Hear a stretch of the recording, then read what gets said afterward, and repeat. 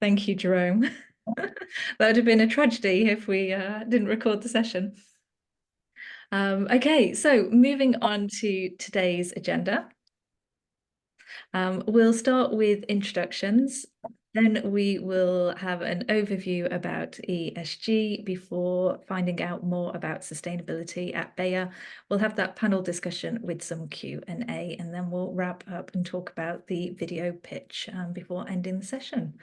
So without any further delay, I think let's go and meet that great lineup of speakers from Bayer. So today, to help us understand ESG, we are joined by Olaf Stange, Bayer's Procurement Sustainability and Decarbonisation Lead, Victoria Correa Molesino, Bayer's Procurement Sustainability and Human Rights Lead, and Daniela Kolsch, Head of Sustainability, Performance and Impact. You'll hear from Olaf, Victoria and Daniela very shortly. They'll be sharing their unique perspective from Bayer, but as you'll hear and discover, they really are experts in their field, and a lot of what they have to say is definitely applicable to a wider array of corporations. So it's time for Slido. Let's see if this technology is going to be kind to us again on this call. I thought it worked seamlessly in session one, so we've got high hopes. If you could get your mobile phone out and just scan the QR code, it should take you to a holding screen. We'll be asking 3 questions today. All the answers are anonymous, and we'll be sharing those findings in real time so you can see how those poll questions are. So I'll just give it another minute or two. The code, if you need the code, is 2974218. That's 2974218. Okay.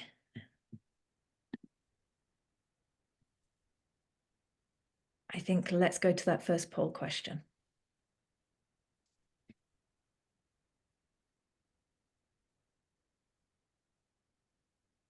There's a lot of suspense. Okay, so has your organization actively implemented ESG initiatives?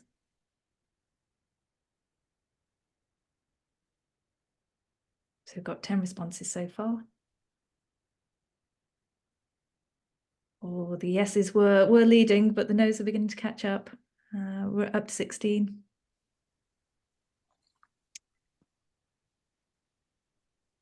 Just give it a couple more seconds.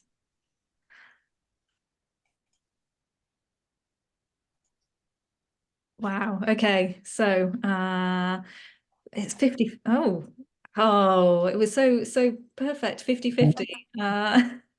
We've had a few more responses. So we've got 58% of attendees on the call have implemented ESG initiatives, and 42% no. Okay, so we've got a good mix in terms of experience on this call. Let's move on to the next question. Does your organization have sustainability targets in place for 2030?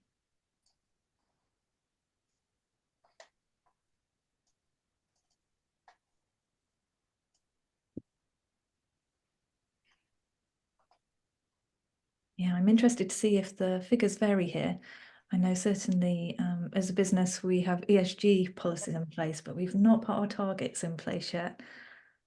No, it looks like it's similar to the policy question, 60-40. Okay, and then the final question. Does your organization have formalized ESG policies in place?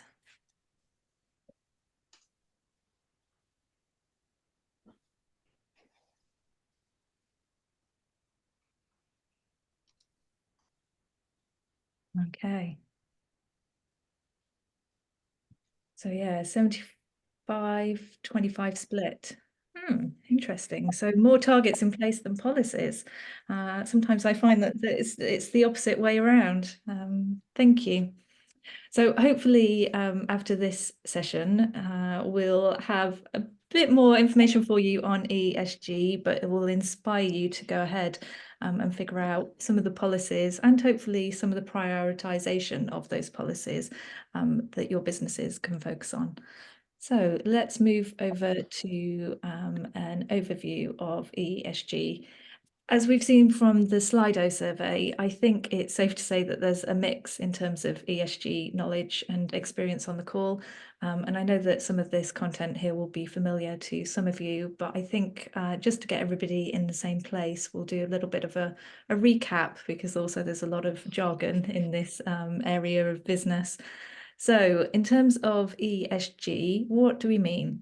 So the E in ESG is environmental, and this covers but is not limited to environmental responsibility in everything that we do. And that also includes resource efficiency, innovation, and improvement at every opportunity. And we'll hand over to Olaf, who's going to tell you a little bit more about this in a moment. The S is for social, which again covers but is not limited to, these are quite wide areas, respecting and upholding human rights, and not just the rights of employees, but looking at those broader stakeholder groups of local communities and especially vulnerable groups. And Victoria is going to talk about this in a bit more detail as well today. And then finally, we have G, which is for governance. I know personally, I find the governance part hard. Sometimes it can come with a bit of an admin burden, but the governance part is really related to facilitating compliance with applicable laws and regulations and promoting continuous improvement in respect to those laws and regulations. We know that there's definitely improvement that can be made out there.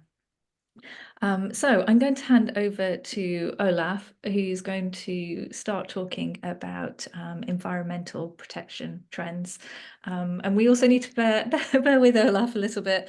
Technology has failed him today, and his laptop decided to reboot shortly before this call. So he's joining on his mobile phone, but we've checked the video and audio, and it's all looking good. So over to you, Olaf. Yeah, thank you very much for the introduction, and hopefully everybody can see me and hear me well. And yeah, I'm leading the environmental supplier decarbonization. So we're dealing with our suppliers about how can we reduce the CO2 footprint for all what we get from our suppliers, and taking into account around about 70% of our emissions, or even more, comes mainly from our what we call the scope 3, so it mostly comes from our suppliers. So we have to deal with them and talk to them and have good relationship to drive environmental. And this is also what you see a little bit as a trend, even if it's not written here, that a lot of customers of you might approach you to look on your own CO2 footprint and maybe providing data on that one. This becomes more and more common, because in the future it will be also our license to operate in this one. So what we see, there's a lot of environmental protection things ongoing, but it's also great to see that there's a lot of innovation and climate positive technologies to be seen in the environment.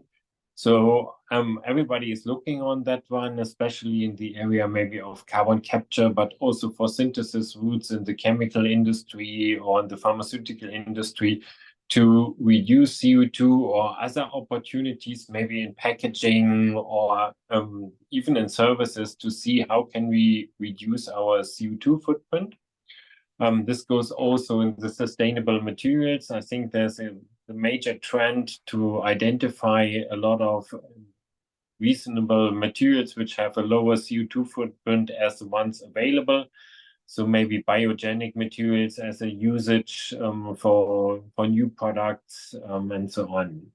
What's about low carbon emission on that topic? If you see this on the list, I think this becomes really a license to operate. And I would like to give you a good example from the pharmaceutical business. In UK, the NHS, the National Health Service, asked every supplier who's supplied medication, but also devices and everything, to provide product carbon footprints for their products. And this is maybe also a decision criteria in the future. And for us, as a pharmaceutical company, so quite a part of our business comes from the pharmaceutical industry, is mainly driven by these products. And if we want to enter the market, and even if we want to register new products, we have to provide the emission data for these products. And you can imagine, if you provide emission data, that we may have look in the future also for reduction of emission data. And so this is something where we are really looking on low carbon emissions for products in the future. We have to bring this in our development schemes. We have to drive that wherever is necessary. The other topics, what you see here on the list is responsible recycling. Yeah, this is also either a cost topic. Yeah, so recycling is always good because you save some money on one hand in the production, but on the other hand, it's also necessary to reduce the carbon footprint. So if you can, for example, use solvents several times, or if you have waste material, you try to avoid like landfill or some other things. You bring them most likely into the recycling stream. But on the other hand, you may have also to see that your products are in that direction so that you can really recycle them. And we do this for some of our, for example, for our contrast media, which we take back from hospitals, the leftover. For example, if you have an MRT with a contrast media, the leftovers are taken back and then recycled in one of our facilities and used then for other products, as we cannot use them in our own operations anymore due to pharmaceutical requirements. But nevertheless, the big one is, and that's what we all ask our suppliers, to switch to renewable energy. Yeah, mainly it's electricity, which is easier to get, especially in Europe and North America. So keep an eye on, this is quite important also for us as customers, that we would like to have at least a certain amount of renewable energy used in the production at our suppliers. And you can see quite a lot of these comments and what we are requiring in this area, also in the code of conduct. So this is something what we are driving forward in that. And also the other topics you might find in the code of conduct. This is really something what we would like to agree with the suppliers. And it's also not us only asking for, as we are working in a lot of consortium, it might be also something what we see somewhere else.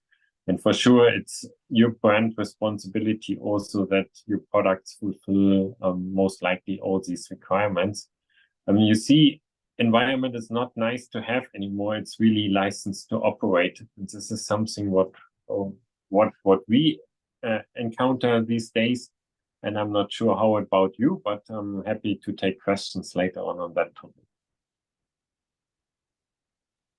Thank you very much, Olaf. So yes, I think we're going to hand over to Victoria now, who's going to go through the social trends. And like Olaf said, I've seen a couple of questions, but we'll take those ones at the end of the call.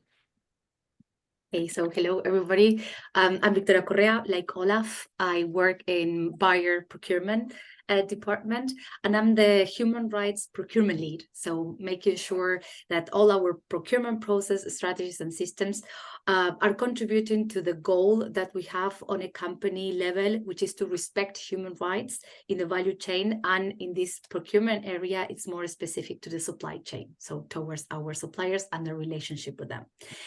But let's say like environmental protection, there could be observed social trends globally. And you can see over here like a list of them. And I would like to talk a little bit more so that it's better understood. So for one hand side, we see a greater awareness, especially on the social media. So it's practically every day that we can open a magazines, newspaper, online postings where human rights issues, abuses are being covered by the media. Then this increased awareness and interest is not just on a social media. We also see when it comes to regulations on the due diligence. So more governments and the European Union, also North America, that also goes to Asia, to APAC. So it's practically all over the world where we are observing an increase of regulation. So a change from soft law to hard law when it comes to human rights.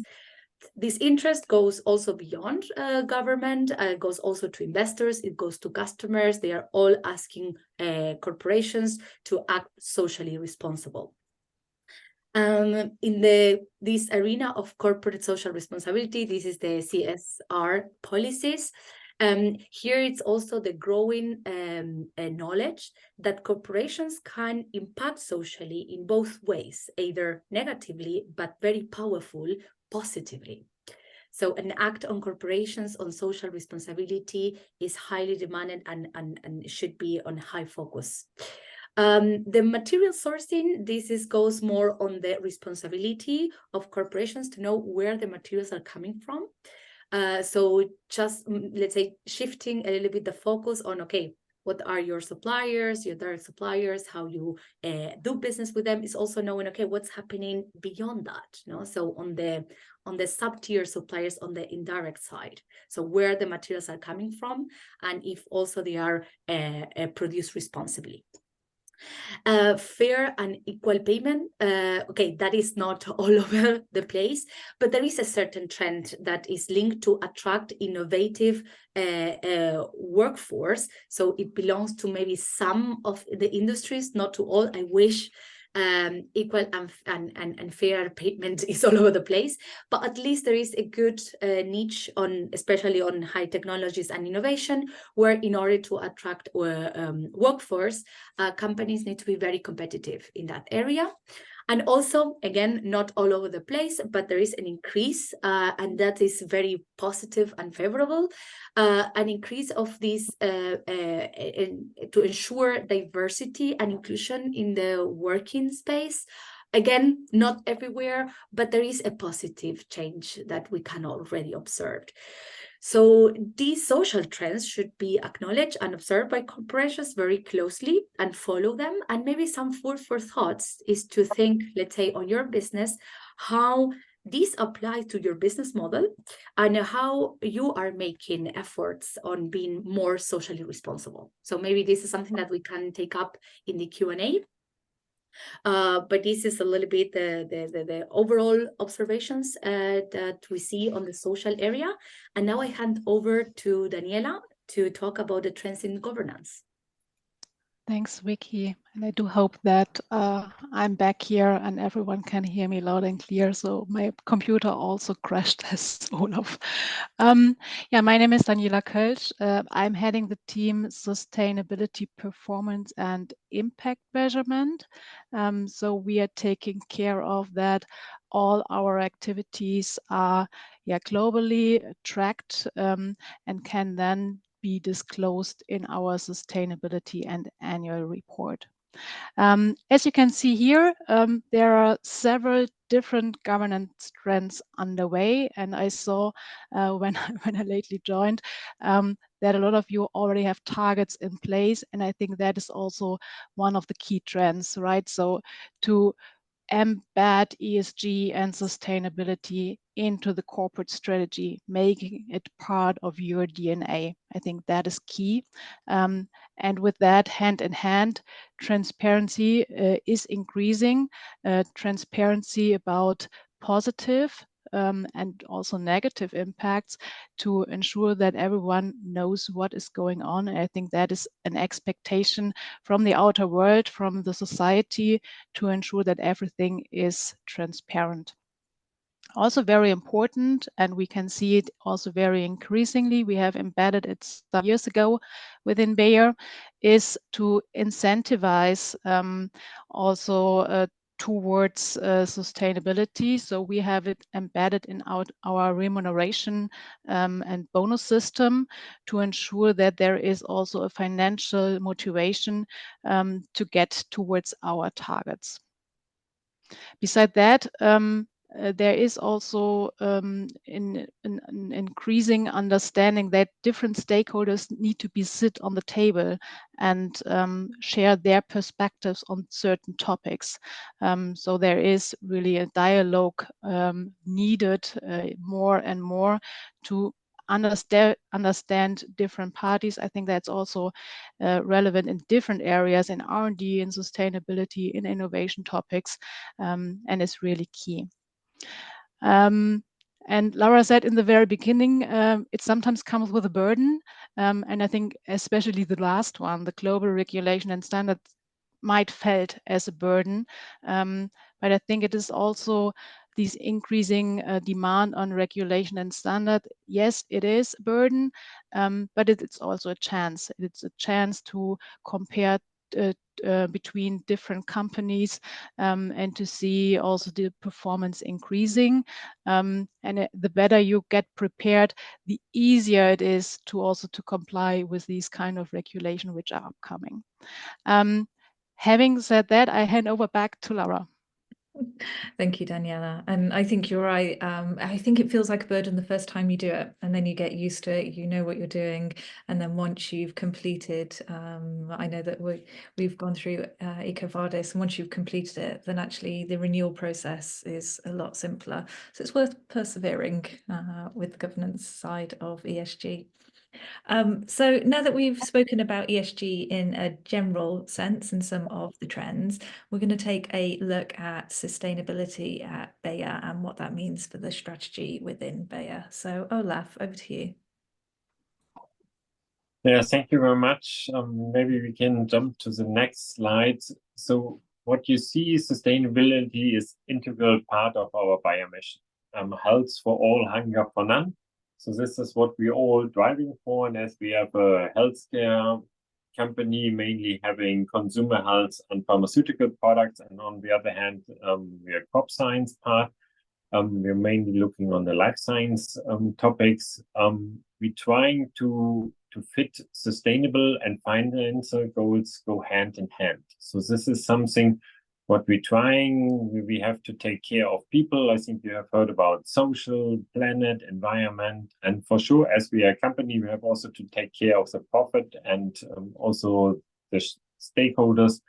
This is something what we would like to drive, and we purpose really financial, social, and government targets together so that we can really drive it as once.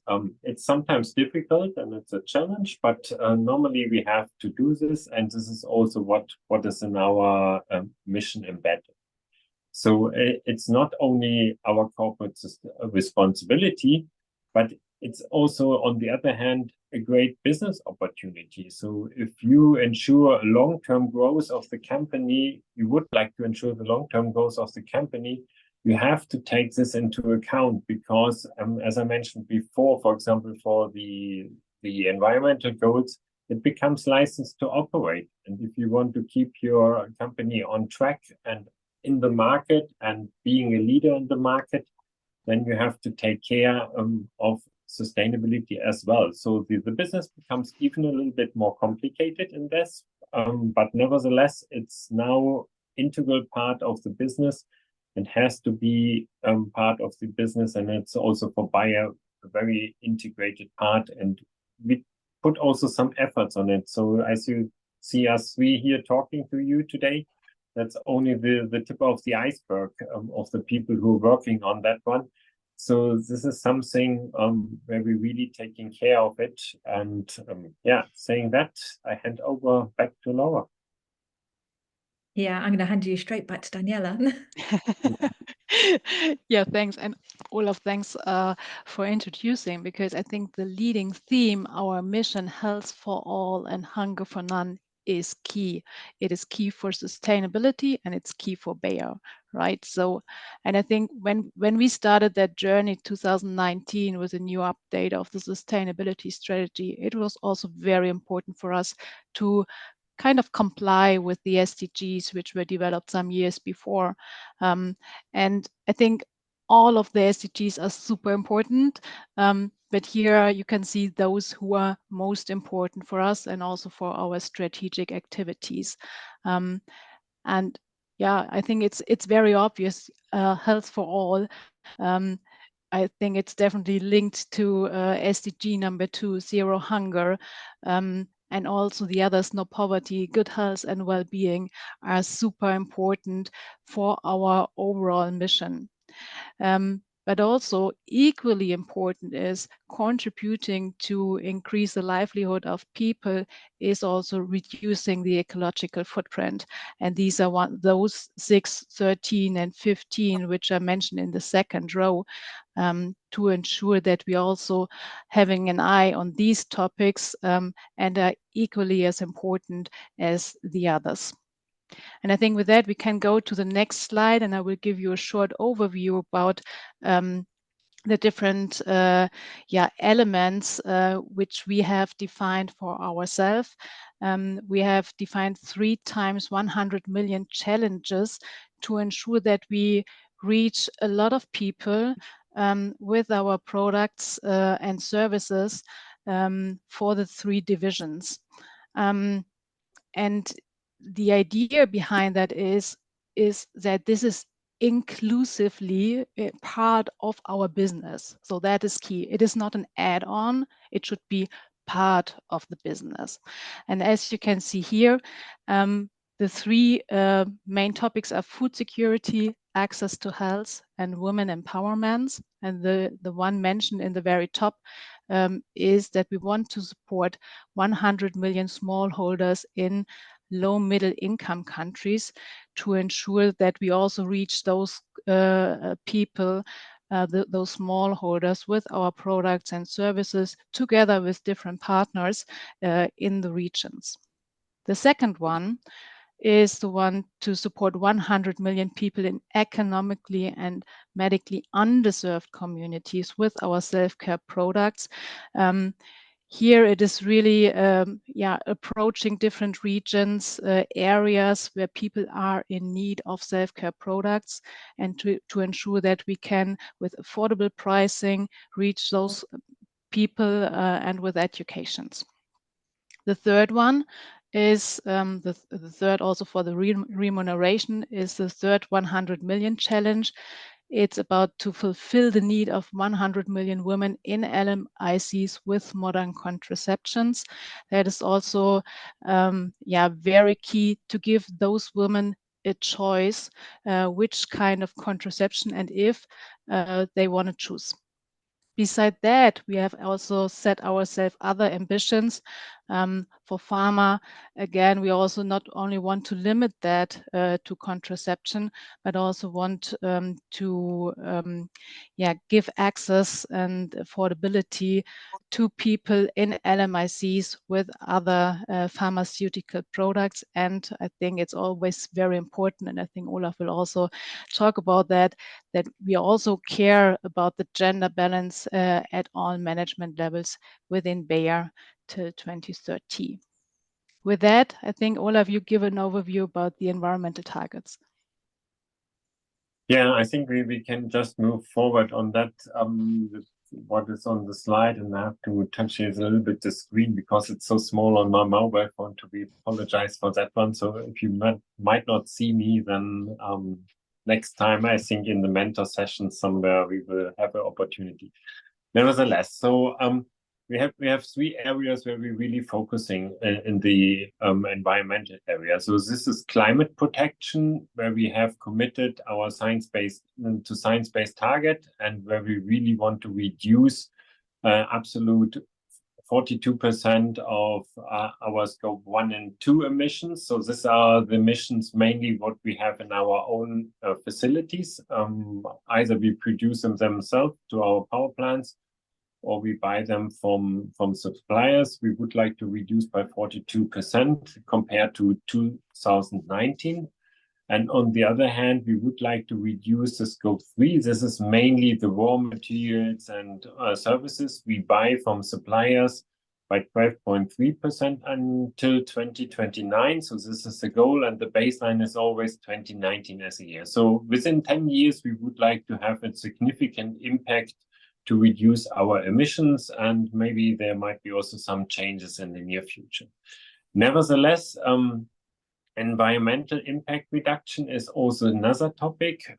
As we doing the climate topic, for sure, the greenhouse gas has to be reduced, and this is what we're trying. And on the other hand, we will also fully offset our our remaining scope 1 and 2 emissions. So that's 58%, if I remember, I count correctly. And this is what we would like to do to take our part of being climate neutral in the near future. So by 2019. On the other hand, we would like to reach net zero in greenhouse gases, including our entire value chain by 2050. So, or even earlier. So this means that we would like to reduce significantly our scope 1, 2, and 3. So normally net zero means that we reduce it by roughly 90% in that area. And also, as we have a lot of things in the area for crop protection, we would like to also look on our downstream area in the crop protection area to help our customers and to reduce their emissions by roughly 30% in that area. Saying that, there's some other environmental topics we would like to drive, and this is something what we see in the area reduce and treated air rate environmental impact for hectares of Bayer. That sounds very complicated, but I think we would like to reduce the impact of the crop protection portfolio by 30% by 2030.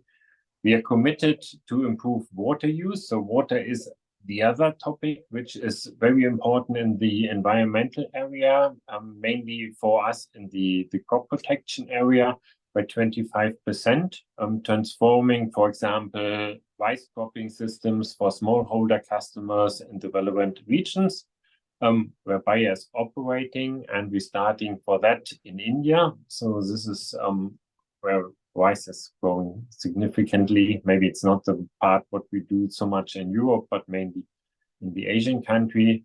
And what is maybe also quite interesting, we would like to transition our consumer health products to 100% recyclable ready packaging. So this is quite an effort. If you look on the area in pharmaceutical or in the consumer health products, especially in over-the-counter products, you have to change the packaging in that one. And this is quite because packaging is normally a protection area for these products. It will have a significant impact on one hand that we make them recyclable. On the other hand, it's also a lot of effort needed to identify the materials. Even sometimes the material doesn't exist today. So this is something where we are looking really much working with suppliers together to develop the right materials so that we can use them in the future. Saying that, I think I go back to Laura if I remember correctly. Yeah, you remembered correctly, Olaf. Thank you. So we've been talking a lot about sustainability and industry best practice and also how that impacts Bayer. We're going to shift slightly now to talk about human impact and the way we conduct business and how that affects human rights. So I'm going to hand over to Victoria, who's going to go into that into a bit more detail. Laura, and I think that we have to be a little bit mindful of the time, right? Because we wanted to have a live discussion. So I will not bother you for more, but let's go then for the human rights. So at Bayer, we take, of course, human rights very seriously. And we have a very clear commitment that we embed human rights along the entire value chain.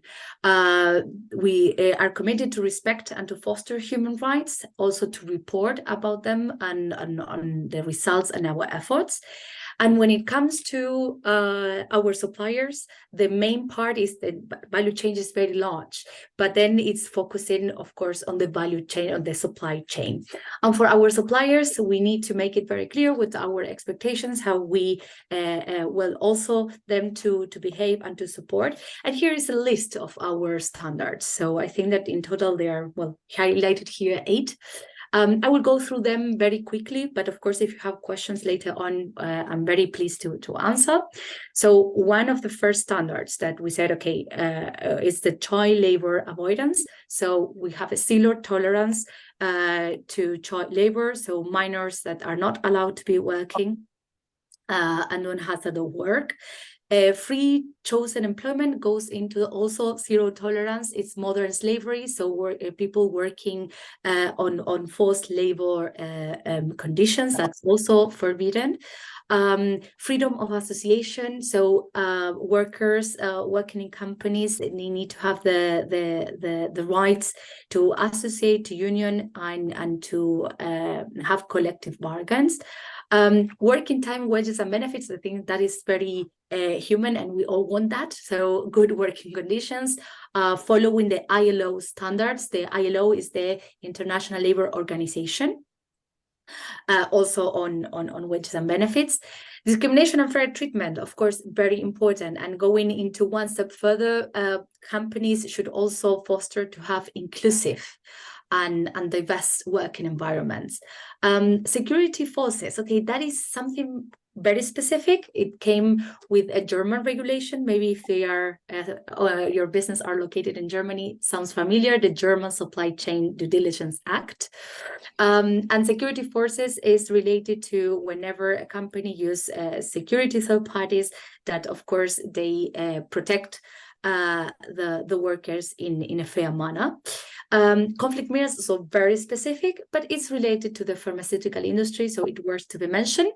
It's related to the origin of certain minerals, which is gold, tin, tungsten, and tantalum, that should not be originated from conflicting areas in the world.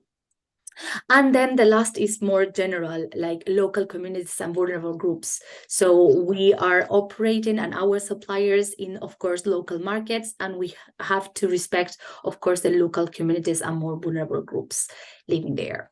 Everything is written somewhere. Then we can go to the next page, which is the supplier code of conduct. So this is a pillar for Bayer. All the suppliers, either the ones that are doing business or the potential ones, should be aware and should acknowledge all those principles. I was talking before about the labor and human rights, but also we have ethics standards, looking, of course, that business has to be done in an ethical and manner and following integrity standards. We have the health and safety.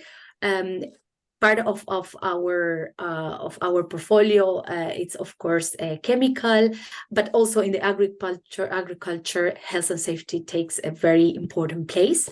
So to safeguard that the workers, the employees have a healthy and safety environment at work. Climate and environmental, I think that Olaf talked a lot about that and our principles. Quality, that is more related to product quality, but we also have then very important standards to follow.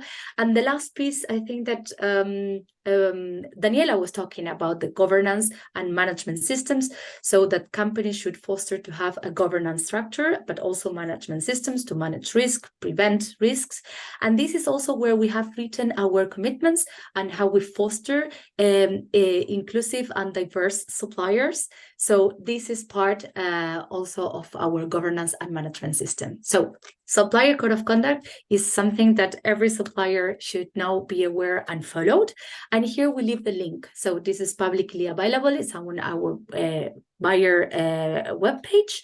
And of course, if you have would like to have more information, we have there the supplier code of conduct and a guidance, because sometimes the principles are not that easy to understand. And we have also a supplier code of conduct guidance to help you to understand all these must to have in order to do business with us.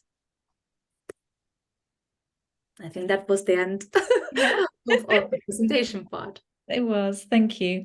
And yeah, that code of conduct really is, it's a brilliant resource. So we would urge you to check it out. We'll be creating a PDF of these slides, and the URL for the code of conduct will be active, so you can click through and find that. Okay, we are going to move on to the discussion section, and I'm going to jump straight to the questions, so that way we have time for questions from the audience. So this one's open to whoever wants to pick it up, but maybe you could tell us a little bit more about sustainability at Bayer, specifically in any areas that we've not covered, especially if that's relevant to your role.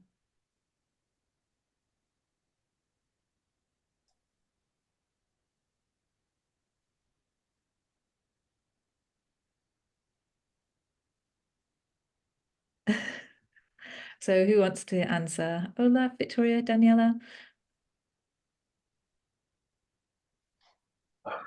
I think we have talking about quite a lot of things already. So from my perspective, I think the three pillars are quite clear what we are looking for and what we are doing. For sure, it's not always an easygoing topic. So this is something what we maybe also can tell. So this is always, you have different things to fulfill. That's what we talked also about with profit and people and environment. And this has to be go hand in hand. And this is maybe also the major challenge in all the sustainability jobs to move that into the right direction. And on the other hand, to also work with your colleagues together to drive all three areas so that we can be well placed on the market and about sustainability. Yeah, I guess maybe we should then flip the conversation to advice for the women-owned businesses on this call. I mean, we've had one question that asking at the very beginning of all of this about service industries in particular. So do you have any advice on how to put clear environmental targets and strategies and policies in place? And I guess bearing in mind that we have a lot of service organisations here, and is ESG relevant to a service organisation?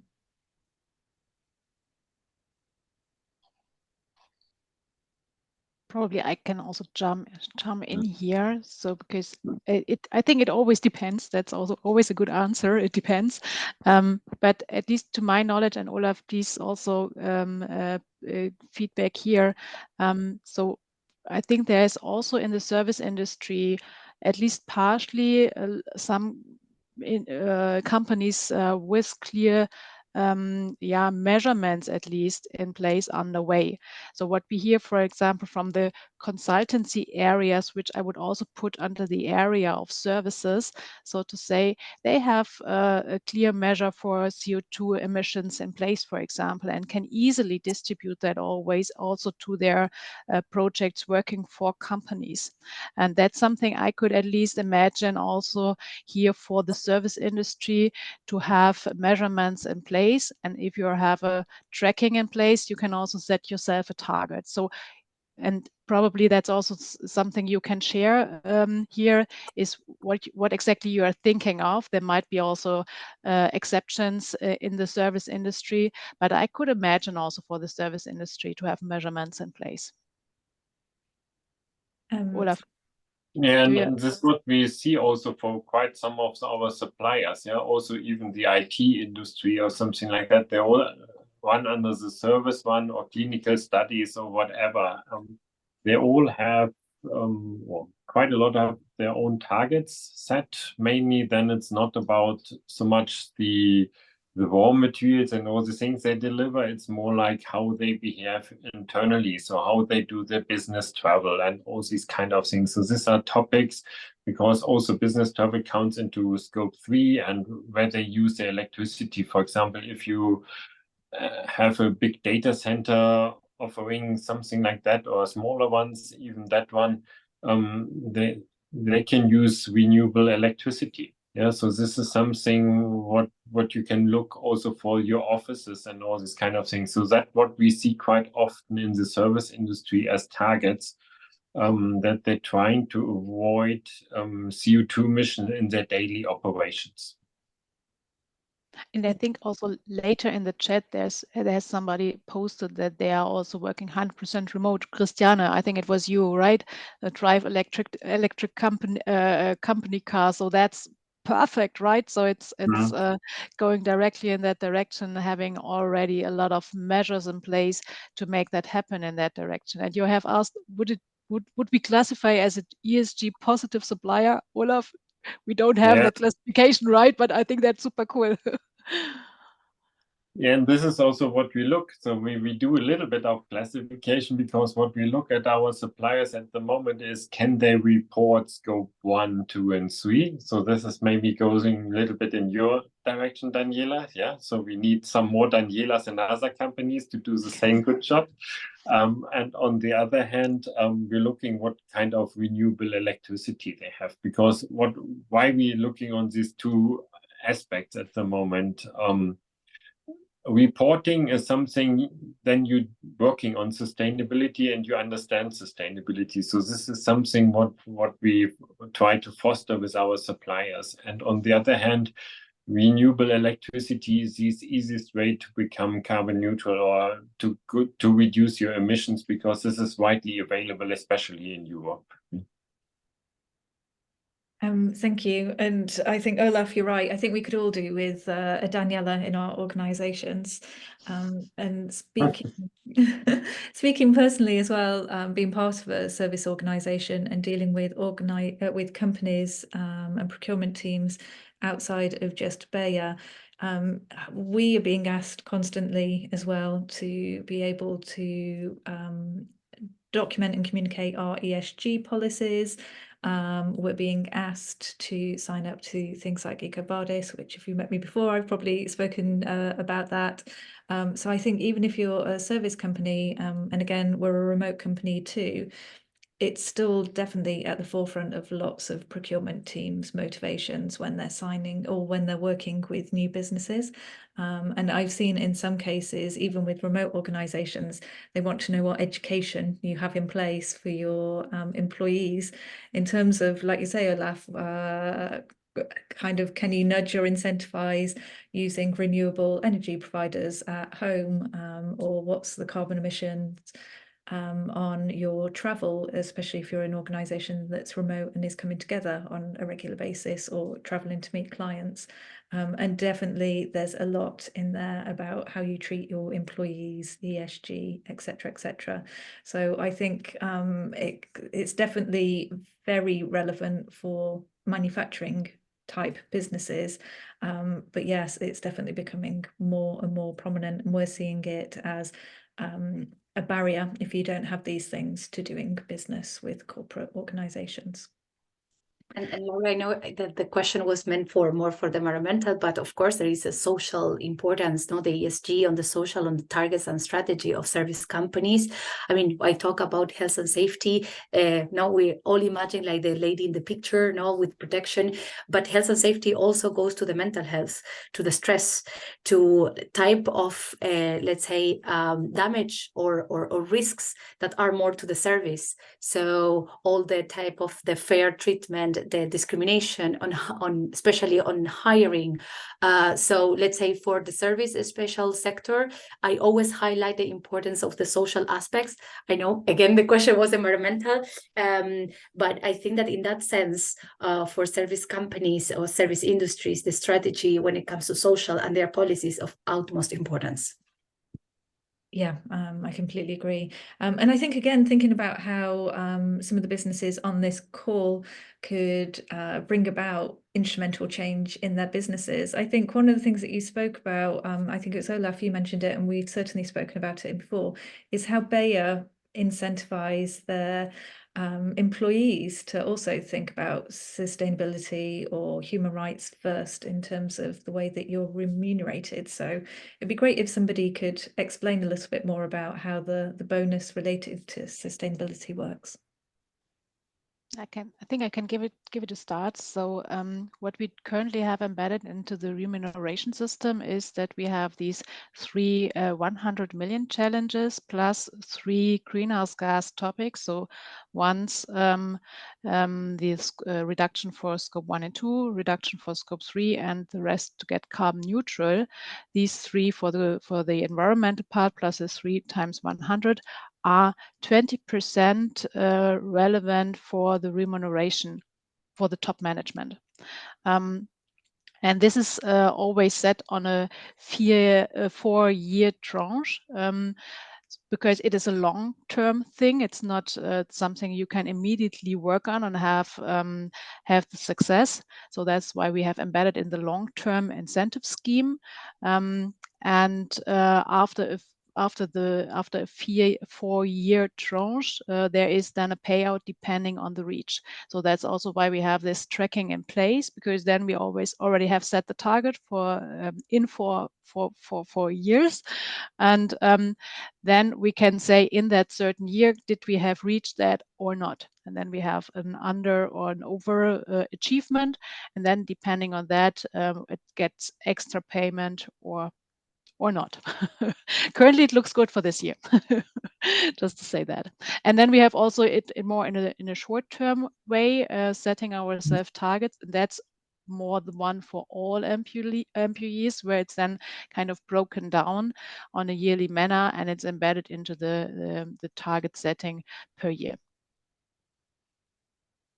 Yeah, I mean, for me, when I found out about the way that Bayer set these targets and bonuses, I just thought it was incredible. Sometimes in the world of sustainability, companies can say one thing and do another, but it's just, yeah, for me, it was really motivating to see that actually it's really ingrained within your organization, and it's taken so seriously. But what I need to say, and Olaf, you might share also your own experience. I think beyond this financial motivation, I think what is even more motivating, having set these targets internally, or not only internally, because I think it's just a human thing that we want to reach towards certain targets. And the money in itself isn't that important, but to reach the target and get the acknowledgement for that, I think that's even more important. That's at least my observation. But Olaf, you're also really in the front runner here. I can only totally agree with that. Yeah. So this is also, and you see it also, it's a motivation for our people. When I started in sustainability, a lot of people wants to join and wants to do the jobs we have offered here in this area. And so you see that people are really have an intrinsic motivation to drive them. So they don't even need money for that. They need just this motivation and also for sure the feedback at the end. Yeah. So this is also something. And if it comes with a positive feedback, like what you can see from our sustainability report this year, yeah, I just can only agree on it. Daniela, this is even more important for most of the people. Thank you. I think we've got time for one more quick question. And so given that we have an audience of women-owned businesses, we're here because the Elevate programme, I thought this one was particularly relevant. So it was mentioned about gender balance and equity at Bayer was briefly mentioned. So sorry to put you on the spot, but does anybody know where you're at the moment in terms of targets there? If not, we can always get back. I must say, no, I don't know. I already opened the sustainability report. I do hope it's in, but I know it's not in my area of responsibility. I must say that's HR, so that's nitty gritty. But I'll check it. So give me a second. Okay, and then maybe while you're checking that, there's another question here, which was, what would any of you say might be the biggest internal opportunity area from a people perspective to achieve the Bayer sustainability targets?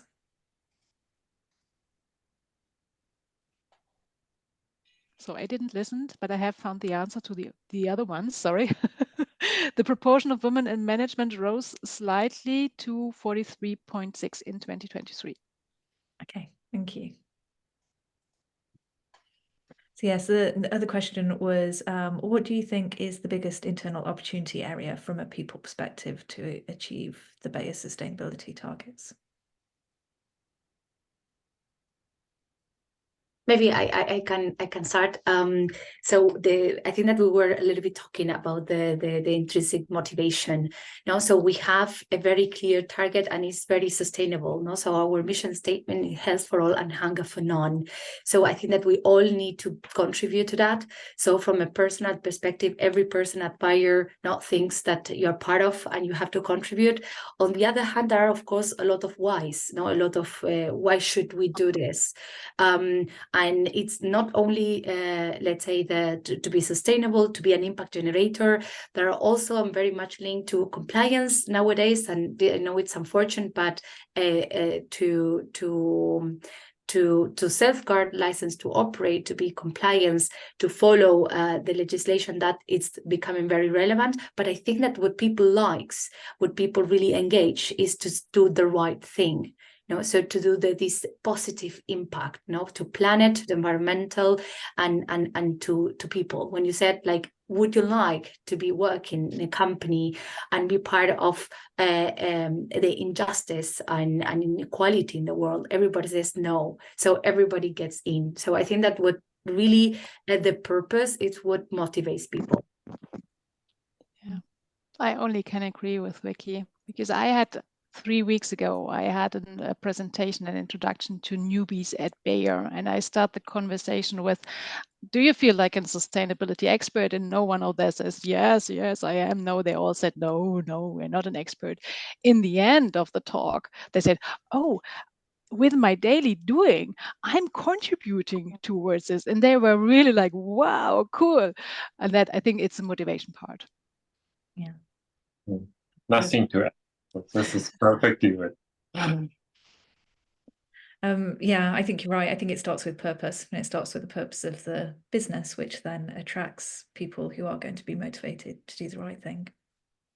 Okay, we are at time, so I'm just going to do a quick reminder on video pitches. If you could go to the next slide, Angela. So just a reminder to the women-owned businesses on the call, we will be selecting 15 women-owned businesses for the mentorship part of the programme, and that is going to be based on the pitch video. We'll go into more details about this in the next module, but just so that you've got in mind, the video will need to be under 3 minutes, and it is due for submission on the 4th of May at 5:00 p.m. So just to give you a heads up on that, and then we'll move to the wrap up. So I just want to say a really big thank you to all our speakers today, and to all of you for all your questions and enthusiasm. Yeah, I always find these sessions really interesting, so I hope that you found it really interesting, and I hope that you took away that actually one of the core messages from this, even if you're not in that manufacturing industrial type business and in the service sector, ESG is definitely an important area, and it is business critical, and it's particularly critical if you are looking to work with new companies in the future. So with that, we will end the call. We will share the recording and the slides probably tomorrow, and then we will follow up with any missed Q&As in the document, which we'll share later next week. But yes, thank you, everybody. Thank you. Thank you. Thank you. Bye-bye. Bye. Bye. Bye.